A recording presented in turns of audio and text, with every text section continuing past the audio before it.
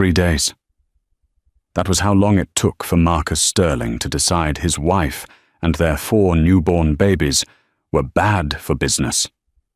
He stood in the sterile hospital room, looking down at his exhausted wife, Isabella, and tossed a manila envelope onto the bedsheet. "Sign it," he said cold, adjusting his Rolex. "I'm not spending my prime years changing diapers for a litter. I have a reputation to maintain." He walked out, leaving her penniless with quadruplets screaming in the nursery. He thought he had cut off a dead weight. He had no idea that the woman he just discarded was the sole heiress to the Blackwood Empire, a fortune sitting quietly at $500 billion. And when she rose from the ashes, she wouldn't just survive. She would own the very ground he walked on. The silence in the private recovery room of St. Jude's Medical Center in Seattle was suffocating. Outside, the relentless Pacific Northwest rain hammered against the glass, blurring the city lights into streaks of grey and charcoal. Inside, the air smelled of antiseptic and the faint, lingering scent of expensive cologne. Santal 33, the signature scent of Marcus Sterling. Isabella Davis, her face pale and drawn from 36 hours of labor and an emergency C-section, stared at the envelope resting on her legs. The bold, black letters at the top of the document seemed to mock her physical agony. Petition for dissolution of marriage. Her hands, still trembling from the residual anesthesia and exhaustion, reached out to touch the paper. It felt heavy, like a tombstone. "He can't mean it," she whispered, her voice cracking. We just had them." The door creaked open, not for her husband to return and apologize, but for a nurse, a kind-faced woman named Sarah, who had been there through the terrifying delivery. "Mrs. Sterling. Isabella? Is everything all right? The babies are in the NICU, they're stable, but I thought your husband was coming back to see them." Isabella looked up, tears finally spilling over. "He's not coming back, Sarah. He's gone." Just an hour ago, Marcus had stood exactly where Sarah was standing. He hadn't looked at the photos of the 4 tiny infants, 3 boys and 1 girl, all born premature, but fighting hard. He had looked at his phone, checking stock prices for Sterling Dynamics, his mid-sized tech consultancy firm. 4, Isabella. 4, he had hissed, keeping his voice low so the hallway wouldn't hear. But the venom was clear. "We discussed 1, maybe 2. But quadruplets? Do you know what that looks like? It looks like a circus. It looks like poverty. I'm on the verge of closing the deal with the Henderson Group. I need to be seen as sleek, mobile, and focused, not a minivan driving dad buried in formula. They are your children, Marcus," she had pleaded from the bed. "We did IVF. We knew there was a chance of multiples. A chance of twins," he snapped. "Not a litter. Look at you. You're a mess. You'll be bedridden for months. The cost alone. No, I'm done. I'm opting out. You can't opt out of fatherhood. Watch me." That was the moment he threw the papers. He had them prepared weeks ago, she realized. He knew the moment the ultrasound confirmed 4 heartbeats that he was leaving. He had just waited until she was physically weakest to strike, ensuring she wouldn't have the energy to fight him for alimony. Now, alone in the room, Isabella felt a cold clarity wash over her. She picked up her phone. She had no family to call. Her mother had passed when she was 20, and she had never known her father. She had been an orphan in spirit long before she met Marcus. He was supposed to be her family. She dialed the only number she could think of. Marcus's mother, Evelyn. "Hello?" The voice was sharp, impatient. "Evelyn, it's Bella. Marcus he served me papers. In the hospital." There was a pause and then a sigh. Not of shock, but of annoyance. "Oh, honey, Don't be dramatic. Marcus called me. He told me the situation. Honestly, 4 babies? It's irresponsible, Bella. Marcus has a brilliant future. He can't be anchored down by that kind of domestic chaos. You should have terminated 2 of them when the doctor gave you the option. Isabella felt the blood drain from her face. They are your grandchildren. They are a liability, Evelyn said coldly. Sign the papers. He's offering you a $10,000 settlement. Take it and go. If you fight him, he has lawyers who will make sure you end up with nothing but legal fees. Goodbye, Bella. The line went dead. Isabella dropped the phone. The betrayal wasn't just marital, it was systemic. The entire Sterling clan saw her and her children not as human beings, but as bowed investments. She forced herself to sit up, wincing at the sharp pain in her abdomen. She slowly swung her legs over the side of the bed. She had to see them. She had to see the only 4 people in the world who didn't view her as a mistake. Pushing her IV pole, she shuffled down the hallway to the NICU. There, in 4 clear plastic incubators, lay her reality. Noah, Liam, Ethan, and little Sophia. They were so small, wired up to monitors, their chests rising and falling in a rhythm that was the only music she needed. I'm here, she whispered, pressing her hand against the glass of Noah's incubator. Daddy's not coming. It's just us.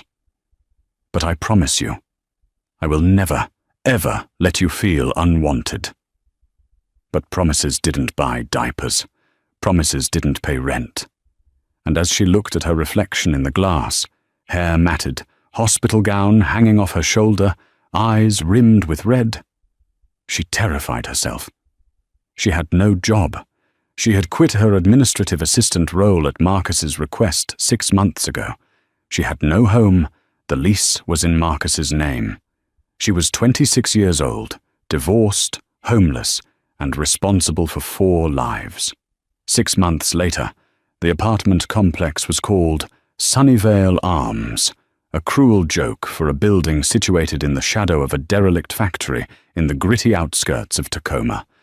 The paint was peeling, the hallways smelled of boiled cabbage and damp carpet, and the elevator worked only on Tuesdays. Inside apartment 4B, controlled chaos reigned. Ethan, please, just take the bottle, Isabella pleaded, rocking the fussing baby while trying to use her foot to rock Sophia's bassinet. Liam was asleep in the playpen, and Noah was staring wide-eyed at the ceiling fan. Isabella looked 10 years older than she had in the hospital. Her blonde hair was tied in a messy bun that hadn't been redone in 2 days. She wore sweatpants stained with spit-up and a t-shirt that was 2 sizes too big. She had signed the papers. She had to. Marcus had made it clear. If she fought for more money, he would drag out the court case until she starved. He gave her $15,000, a slightly higher pity amount, and vanished. He sent a mandatory child support check of $800 a month, a pathetic sum for 4 children, based on his official salary, which she knew he manipulated by hiding assets. She placed Ethan down and walked to the small kitchenette. On the counter lay a stack of final notice bills. Electricity, heat, internet. She opened the fridge. A carton of milk, half a loaf of bread, and a jar of generic peanut butter. I can't do this, she whispered, sliding down the fridge door to sit on the cold linoleum. I can't do this. Her phone buzzed on the counter. It was a notification from Instagram. Against her better judgment, she opened it. It was a post from a gossip page, Seattle Social. The headline read, Tech mogul Marcus Sterling engaged to heiress Tiffany Rourke. The photo showed Marcus, looking tan and fit in a tailored tuxedo, holding a champagne flute. Clinging to his arm was Tiffany, a 22-year-old Instagram model with veneers so white they practically glowed. They were on a yacht. The caption, New Beginnings, CEO of Sterling Dynamics, celebrates his engagement and a record-breaking quarter. "I've finally found a partner who matches my ambition," says Sterling. Isabella threw the phone across the room. It bounced off the sofa and landed on the rug. "Matches his ambition?" she scoffed, tears burning her eyes. "He means someone who doesn't have stretch marks and 4 crying babies." A sharp knock on the door made her jump. Panic flared. Was it the landlord? She was 3 weeks late on rent. Mr. Henderson was a patient man, but everyone had their limits. She wiped her face, smoothed her shirt, and opened the door a crack, keeping the chain on. Standing in the hallway was not the landlord. It was a man in an immaculate charcoal grey suit. He was older, perhaps in his 60s, with silver hair combed back perfectly, and wire-rimmed glasses that caught the dim hallway light. He held a leather briefcase that looked like it cost more than Isabella's entire apartment building. Behind him stood 2 large men in black suits, hands clasped in front of them. Bodyguards. "Miss Isabella Davis?" the man asked. His voice was deep, cultured, and oddly gentle. "Yes," Isabella said, her heart hammering. "If this is about the credit card debt, I told the agency I can pay $50 next week." "I am not a debt collector, Ms. Davis," the man said, a faint, sad smile touching his lips. "My name is Reginald Graves. I am the senior executor for the Blackwood estate." Isabella frowned. "Blackwood? I don't know any Blackwoods. You have the wrong apartment." "I do not," Reginald said firmly but kindly. "May I come in? It concerns your lineage, specifically your mother, Elena Davis." Isabella froze. Her mother had been a waitress who died of cancer, penniless and overworked. "My mother didn't have an estate. She barely had a savings account." "Your mother," Reginald said, lowering his voice, "was born Elena Blackwood. She ran away from home 30 years ago to escape a life she didn't want. She changed her name to Davis to hide. We have been looking for her, and you, for a very long time." Isabella's grip on the door loosened. "What?" "Please, Miss Davis. I have documents that will explain everything. And I have a message from your grandfather, Harrison Blackwood." She undid the chain and opened the door. Reginald stepped into the cramped, messy apartment. He didn't wrinkle his nose at the smell of diapers or the clutter. He looked around with a sense of solemn respect. He looked at the 4 babies sleeping and cooing in the living room. "Quadruplets," Reginald murmured. "Mr. Blackwood will be overwhelmed." "Who is Harrison Blackwood?" Isabella asked, crossing her arms defensively. Reginald set his briefcase on the wobbly coffee table and clicked the gold latches open. "Harrison Blackwood is the founder of Blackwood Global. He is the majority shareholder of the largest private banking consortium in the Western Hemisphere. He is a man worth approximately $500 billion. Isabella laughed. It was a dry, hysterical sound. "Okay, is this a prank? Did Marcus send you? Is this some sick joke to humiliate me?" Reginald pulled out a thick document, bound in blue velvet. He handed it to her. "This is not a joke, Miss Davis. Your grandfather passed away 4 days ago. He had no other living heirs. Your mother was his only child. You are his only grandchild." Reginald looked her dead in the eye. Everything he had, the properties in New York, London and Paris, the private islands, the fleet of jets, the technology patents, and the liquid assets, it has all been left to you. You are the sole beneficiary of the Blackwood fortune." Isabella stared at him. The room seemed to tilt. I can't pay my electric bill. I have $20 in my checking account." "That changes today," Reginald said. He pulled a checkbook from his jacket pocket. He uncapped a fountain pen and wrote quickly. He tore the check out and handed it to her. This is just a stipend for your immediate needs while we process the legal transfer. Consider it petty cash." Isabella looked at the check. Her knees gave out, and she collapsed onto the sofa. It was made out to Isabella Blackwood. The amount was $5,000. "Petty cash?" she choked out. "We need to get you and the children to safety," Reginald said, his tone shifting to one of professional urgency. "The paparazzi will find out about the transfer of power soon. We have a car waiting downstairs. A private jet is fueled at SeaTac to take you to the Blackwood estate in the Hamptons. Your life in this apartment is over." Isabella looked at the check, then at her babies. Then, a thought, dark and satisfying, crept into her mind. She thought of Marcus on his yacht. She thought of Evelyn calling her children a liability. She looked up at Reginald, a fire igniting in her tired eyes. Does Marcus Sterling know who Harrison Blackwood was? Reginald allowed himself a small, shark-like grin. Mr. Sterling's little consultancy firm has been trying to get a meeting with Blackwood Global for 5 years. He has been rejected 17 times. Isabella stood up. She wasn't just a tired mother anymore. She was a Blackwood. "Get the car," she said. "We're leaving." The transition from the squalor of Sunnyvale Arms to the sprawling, gated majesty of the Blackwood estate in the Hamptons was not just a change of scenery. It was a shift in reality. The private jet ride had been a blur of champagne, which she refused, and hot towels, which she accepted with tears in her eyes.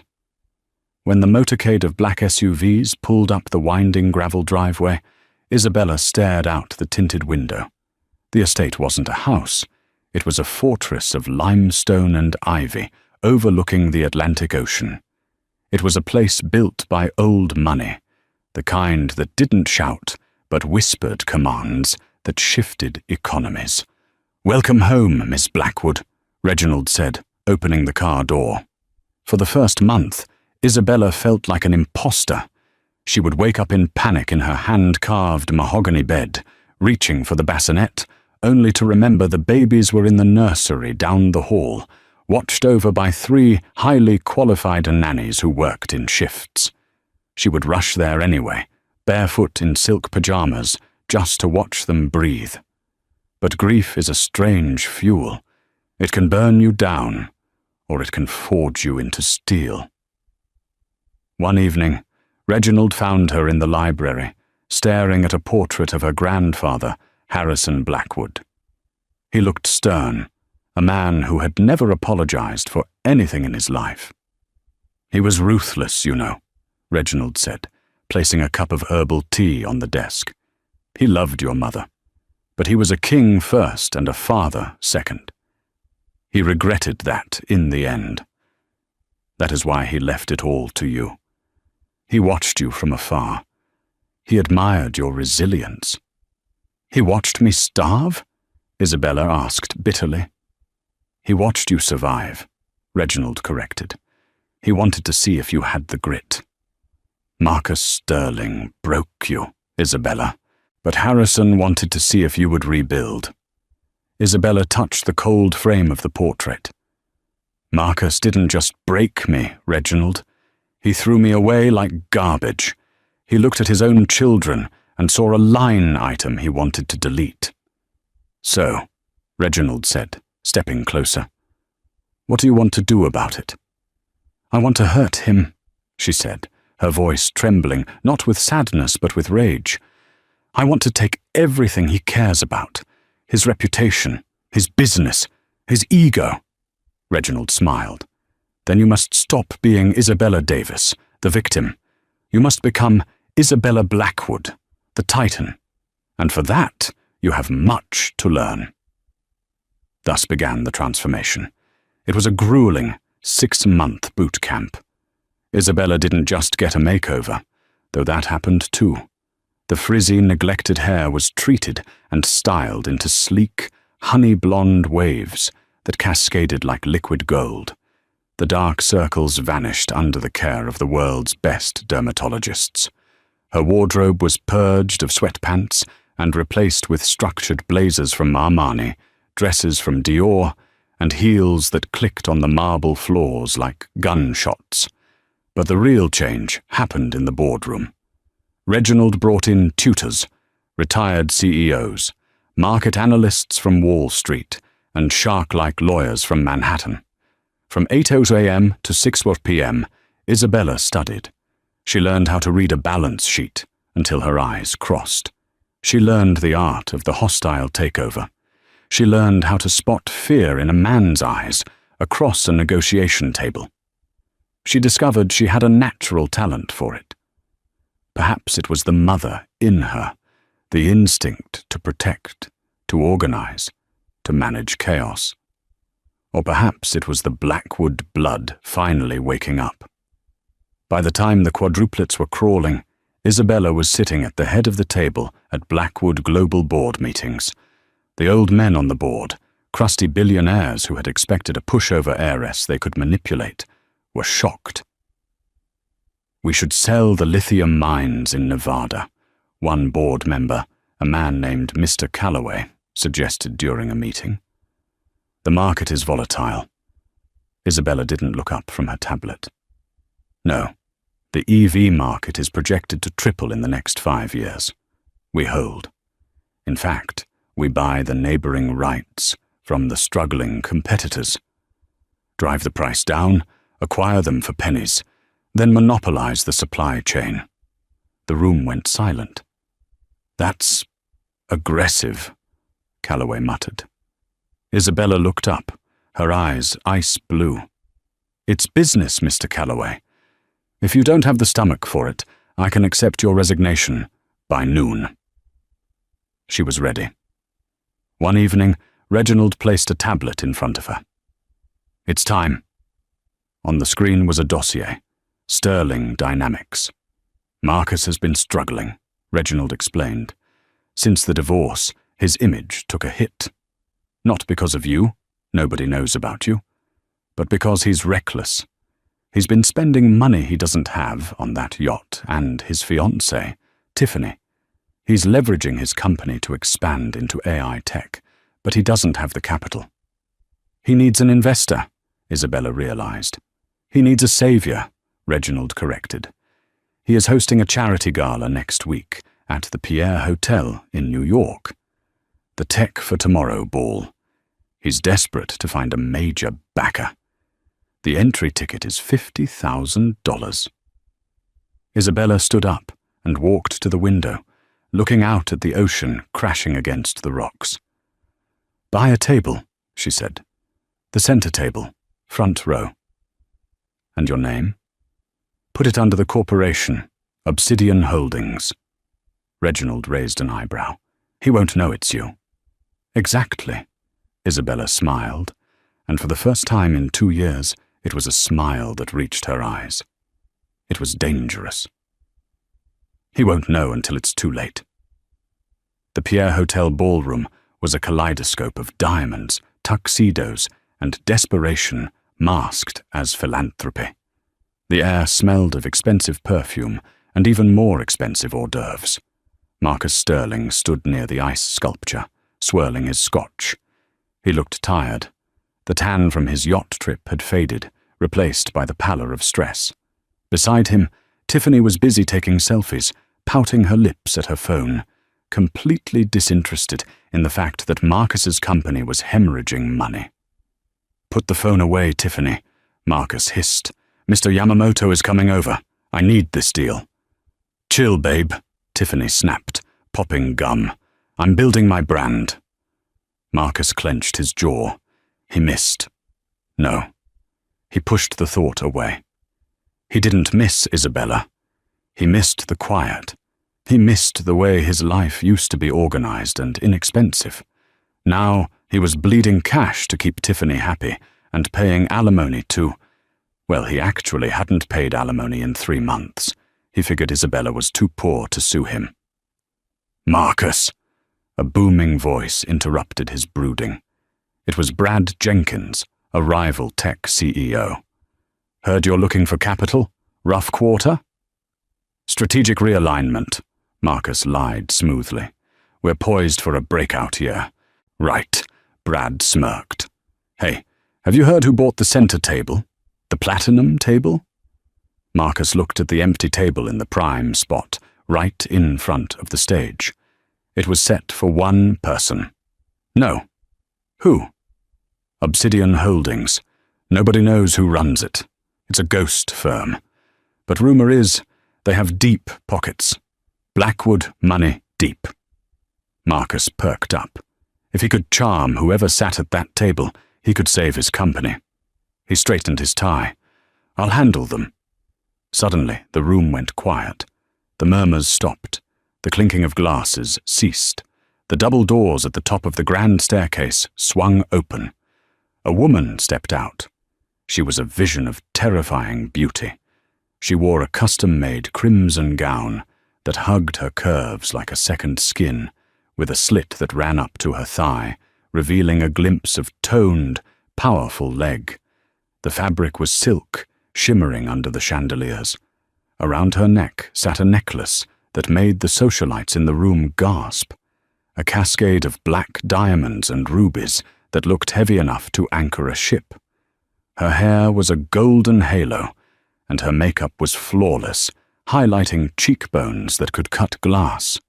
She moved with a feline grace, descending the stairs not like a guest, but like the owner of the building.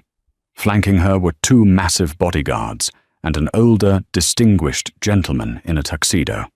Reginald. Who is that? Tiffany asked, lowering her phone. Is she a movie star? Marcus stared. His mouth went dry. There was something familiar about the walk, the tilt of the head. But he couldn't place it. The woman he knew wore stained sweatpants and smelled of baby powder. This woman smelled of power and Baccarat Rouge 540. The woman reached the bottom of the stairs. The crowd parted for her like the Red Sea. She didn't look at anyone.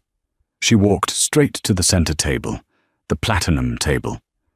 Marcus watched as Reginald pulled out her chair.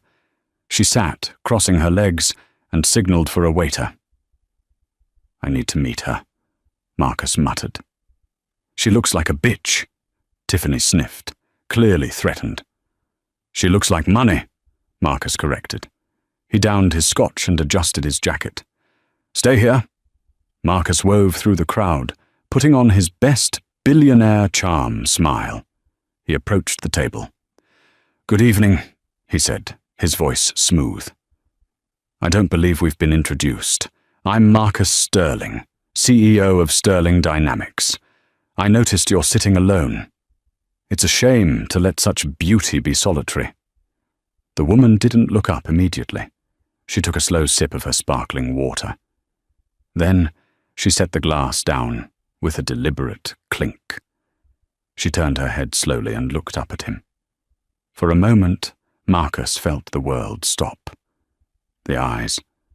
He knew those eyes, but the context was so wrong, his brain refused to process it. Hello, Marcus, she said. Her voice was low, sultry, but edged with steel. Marcus blinked. I'm sorry, have we met? The woman let out a soft, dark laugh. She stood up. She was wearing heels that made her almost eye level with him. She leaned in close, so close he could smell the faint scent of vanilla, the same scent Isabella used to wear, but elevated, expensive. You don't recognize me? She whispered. Take a closer look. I'm the woman you left in a recovery room with 4 babies and a $10,000 check. Marcus stumbled back, as if he'd been punched. His face went white. Isabella, he choked out. No, that's impossible. Isabella she's in a slum in Tacoma. Isabella Davis is dead, she said coldly. She died the day you walked out. She extended a hand, displaying a ring on her finger, the Blackwood signet ring. I am Isabella Blackwood, sole heir to the Blackwood Empire, and as of this morning, the majority shareholder of the bank that holds your business loans. Marcus couldn't breathe. The room seemed to be spinning. Blackwood? You? But how? My mother, she said simply. You never asked about my family, Marcus. You were too busy talking about yourself. Turns out I was a princess in disguise. And you? She looked him up and down with withering pity. You're just the frog who missed his chance. Isabella, he stammered, panic setting in. Wait, let's not be hasty. If you have money, we can talk. The kids. How are the kids? I've missed them so much. Don't, she snapped, her voice raising just enough to draw the attention of the nearby tables. Do not speak about my children. You called them a litter. You called them a liability. I was stressed, Marcus pleaded, sweating now. I didn't mean it. Look, let's go somewhere private. Tiffany means nothing to me. We can fix this. We're a family. Isabella laughed again, loud and clear. It drew the eyes of the entire room. We are not family, Marcus. I am your creditor, and I'm here to collect. She turned to Reginald. I'm bored. Let's start the auction. She sat back down, turning her back on him. Marcus stood there, humiliated, as whispers broke out around the room. He felt a hand on his arm. It was Tiffany. Who is she? Tiffany asked. Why is she looking at you like you're dirt? Marcus stared at the back of his ex-wife's head. She's the owner of the bank, he whispered, horror dawning on him. And I think she's going to destroy me. The MC took the stage. Ladies and gentlemen, welcome to the auction. Our first item is a rare vintage 1962 Ferrari GTO. Bidding starts at $20 million. Isabella raised her paddle immediately.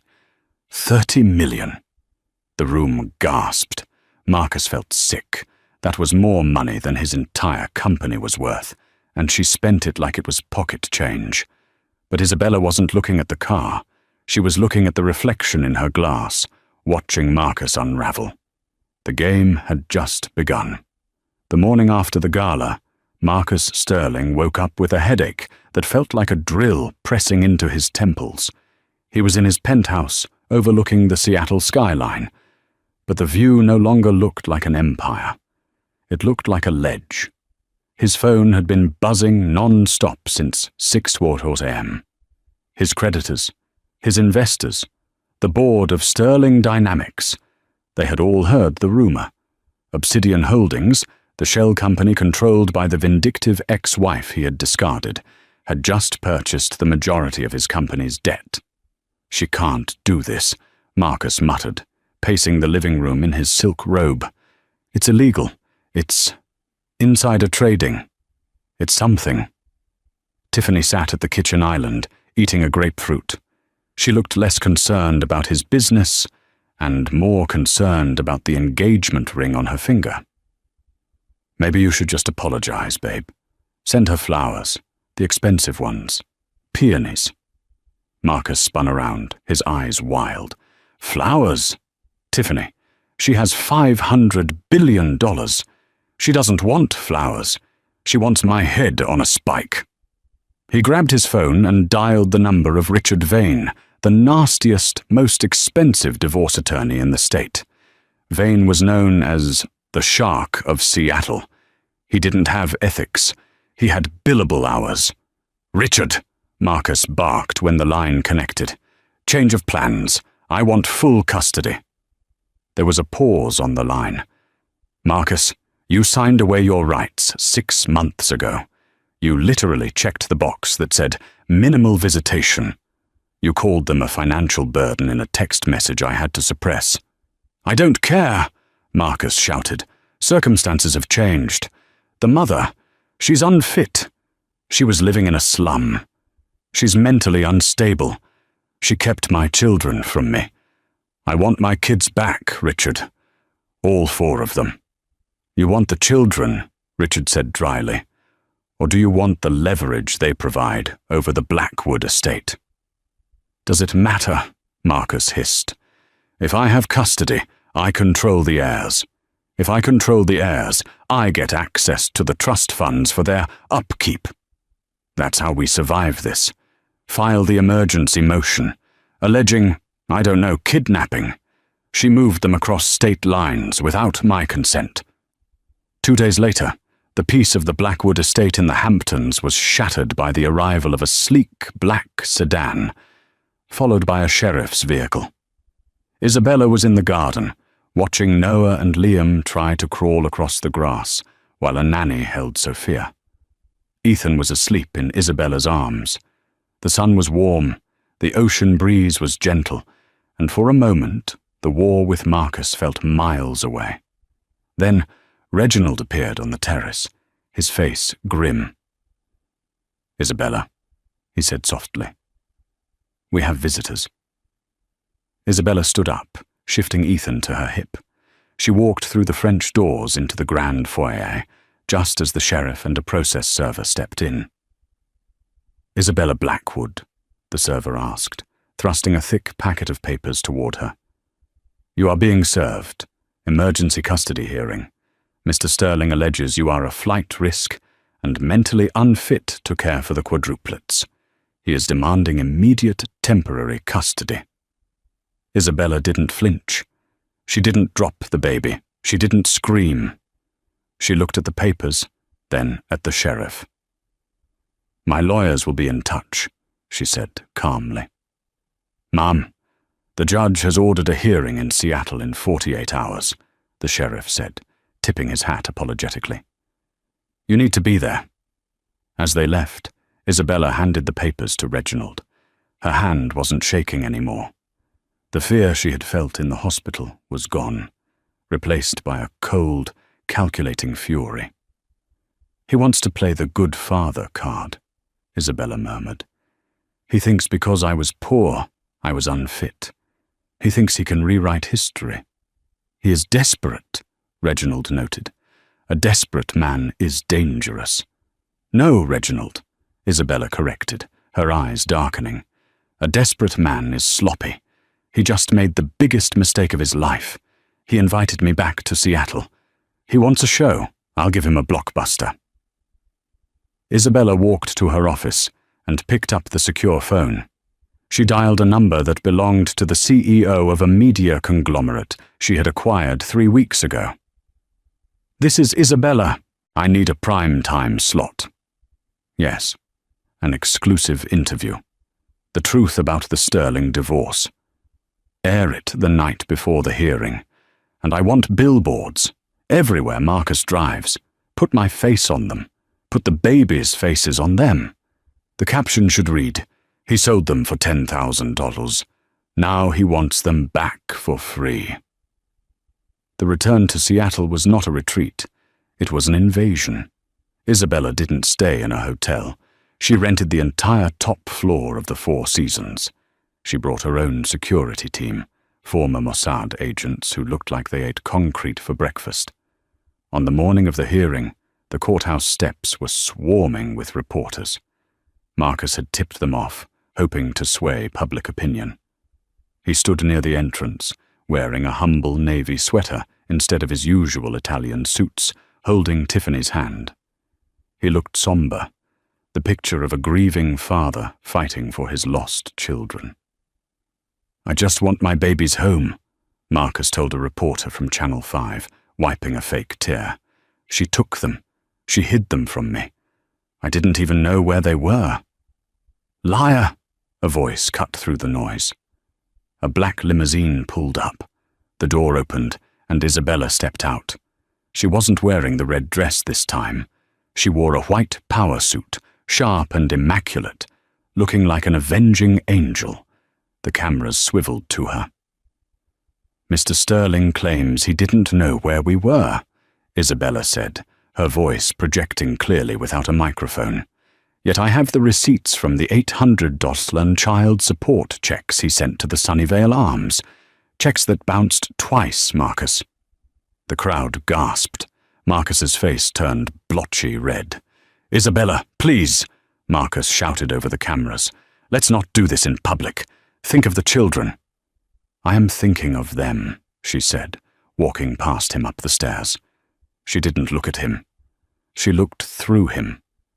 "That's why I'm going to make sure you never get within 50 feet of them again." Inside the courtroom, The air was thick with tension. Judge Hawthorne, a stern woman with a reputation for zero tolerance for theatrics, presided. Richard Vane, Marcus's lawyer, stood up and began his opening statement. He painted Isabella as a fraud, a woman who hid her wealth to entrap Marcus, a woman who dragged newborn babies across the country on a whim. "Your Honor," Vane boomed, "Mr. Sterling is a pillar of the community. He has a stable home. He has a fiancée, ready to step into the role of stepmother. These children deserve a father, not a globe-trotting heiress who treats them like accessories." Then it was Isabella's turn. Her lawyer, a woman named Catherine Pierce, who cost more per hour than Marcus made in a month, stood up. "We have no opening statement, Your Honor," Catherine said. "We simply have a video exhibit, Exhibit A." The large screen in the courtroom flickered to life. Marcus smiled smugly. He thought they would show photos of the apartment. He had an explanation for that. But it wasn't photos. It was security footage. Grainy, high-angle footage from a hospital room. The timestamp read, Deck 12, 10:42 a.m. The audio was crisp. 4, Isabella. 4. We discussed 1. But quadruplets. Do you know what that looks like? It looks like a circus. It looks like poverty. I'm done. I'm opting out. The courtroom went dead silent. You could hear a pin drop. On the screen, Marcus threw the envelope on the bed. "Sign it. I'm not spending my prime years changing diapers for a litter." The video froze on Marcus's sneering face. In the real world, Marcus sank into his chair. He felt the eyes of everyone in the room, the bailiff, the clerk, even his own lawyer, burning into him. Litter. The word hung in the air like toxic smoke. Judge Hawthorne slowly took off her glasses. She looked at Marcus with an expression of pure disgust. "Mr. Sterling," the judge said, her voice dangerously quiet. "Did you refer to your children as a litter?" Marcus stammered. "Your Honor, I was under duress. It was a moment of panic. That video is taken out of context." "The context seems quite clear," Isabella said from her table. She stood up. "He didn't want them when they were a cost. He only wants them now because they come with a trust fund. This isn't a custody battle, Your Honor. It's a heist." The custody hearing was a massacre. Judge Hawthorne not only dismissed Marcus's petition, but also issued a temporary restraining order until a full psychological evaluation could be conducted on him. Marcus stormed out of the courthouse, shoving a cameraman aside. He needed a drink. He needed a plan. He retreated to the offices of Sterling Dynamics.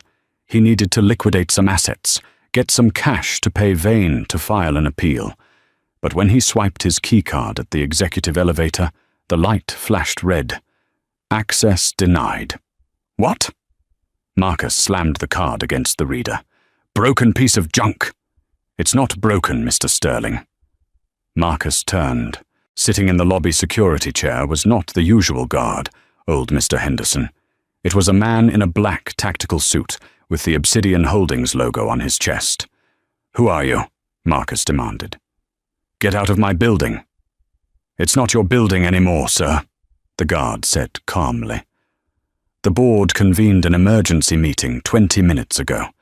Given the reputational damage from the video released in court, which is currently trending #1 on Twitter worldwide, by the way, they voted to remove you as CEO effective immediately. "They can't do that!" Marcus screamed. "I founded this company." "Clause 14B of your bylaws," the guard recited. "The moral turpitude clause. You're out, and since Obsidian Holdings owns the debt on the building, we are foreclosing on the physical assets to recoup losses. You have 1 hour to collect your personal effects. Escorted." Marcus stumbled out onto the rainy Seattle street. He had lost his children. He had lost his company. He had lost his reputation. He pulled out his phone to call Tiffany. She was his last lifeline. Her father had money. Maybe he could loan him enough to float for a few months. "Tiffany, pick up," he muttered. "Hello?" Her voice was icy. "Tiff, baby, listen. It's a disaster. The judge is biased. The board is corrupt. I need you to pack a bag. We're going to your dad's place in Aspen. I need to regroup." "We aren't going anywhere, Marcus," Tiffany said. "What do you mean?" "I mean, I'm at the Four Seasons, in the penthouse." Marcus froze. "Why are you at Isabella's hotel?" "Because," Tiffany said, and he could hear the smirk in her voice. "She made me an offer. Turns out she needs a brand ambassador for her new luxury cosmetics line. And she showed me your financials, Marcus. You're broke. You're actually negative broke. You've been putting my engagement ring on a credit card that's maxed out."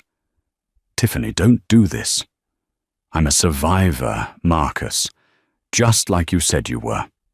I matched your ambition, remember? My ambition tells me to side with the billionaire, not the loser who calls his kids a litter. Don't call me again. The ring is fake anyway. I had it tested." The line went dead. Marcus stood alone in the rain. He looked up at the giant digital billboard across the street. It showed a picture of Isabella, looking radiant, holding the 4 babies. The headline of the Seattle Times crawled underneath. "The heiress rises, how a single mum took down a tech tycoon." He had nothing, but a man with nothing has one thing left: rage. If he couldn't have the money, and he couldn't have the kids, he would make sure Isabella paid in blood. He knew something she didn't. He knew where the weak spot in the Blackwood security was.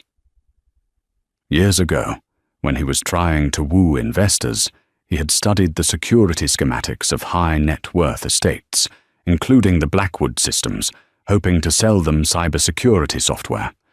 He remembered a flaw in the perimeter grid of the Hamptons estate, a service tunnel that led from the beach cliffs directly into the old wine cellar. He wasn't thinking rationally anymore. He was thinking like a wounded animal. He rented a cheap car with his last remaining cash and began the drive back to the airport. He wasn't going to court. He was going to the Hamptons. Meanwhile, at the Four Seasons, Isabella sat in the plush armchair, watching the rain streak the glass. Tiffany had just left, clutching a contract that gave her a minor modeling gig, a small price to pay to isolate Marcus completely. Reginald poured Isabella a glass of wine. "He is isolated, madam. The company is yours. The custody is secure. The fiancé has defected. You have won." Isabella didn't smile. She swirled the wine. "It feels too easy, Reginald. Marcus is a coward, but he's a narcissist. When a narcissist loses control, they don't just fold, they lash out." "We have security," Reginald assured her. "The Mossad team is with the children at the estate." "Call them," Isabella said, a sudden chill running down her spine. "Tell them to double the perimeter, specifically the cliffs. Marcus used to brag about how he could break into any system. He's coming." "You think he would try to physically harm them?" "I think he believes the world owes him," Isabella said, standing up. "And he's coming to collect. Get the jet ready. We're going back to New York tonight." The storm that hit the Hamptons that night was violent. Thunder shook the limestone walls of the Blackwood Manor. Down in the wine cellar, deep beneath the house, a grate rattled. It was rusted, forgotten by the new security upgrades, just as Marcus had remembered from the old blueprints he found online years ago. With a grunt of exertion, Marcus kicked the grate in. He was soaking wet, shivering, his eyes manic. He crawled into the cellar, smelling the dust and aged oak. He had a gun in his pocket, a small revolver he had bought off the street in Seattle before leaving. He didn't want to hurt the kids. He told himself that. He just wanted to take them. He would take them, disappear to a non-extradition country, and force Isabella to pay a ransom. $1 billion. Then she would respect him. He crept up the stone stairs, listening to the thunder masking his footsteps. He emerged into the kitchen. It was dark, illuminated only by lightning flashes. He moved toward the grand staircase. The nursery was on the second floor, east wing. He reached the landing. The door to the nursery was ajar. A soft nightlight glowed from within. Marcus pushed the door open, his gun trembling in his hand. "Daddy's here," he whispered crazily. "Daddy's here to save you from the bad woman." He stepped toward the cribs. "Hello, Marcus." The voice came from the rocking chair in the corner. The lights flipped on, blindingly bright. Marcus squinted, raising the gun. Sitting in the chair was not a nanny. It was Reginald, and he was holding a shotgun, leveled directly at Marcus's chest. Behind Marcus, the closet door burst open. 2 security operatives tackled him before he could even blink. The revolver skid across the floor. Marcus was pinned to the expensive carpet, his face pressed into the wool. Reginald stood up, looking down at him with the disappointment one might show a misbehaving dog. "Miss Blackwood anticipated you might try the service tunnel," Reginald said calmly. "She knows you better than you know yourself. She knows you are a man of patterns. And your pattern is failure." Isabella walked into the room. She was still wearing her travel clothes, having just landed and rushed from the helicopter pad. She looked at Marcus, pinned and pathetic on the floor of her children's room. She walked over and picked up the revolver. She emptied the bullets, letting them clatter onto the floor one by one. "You broke into my home," she said softly. "You threatened my children.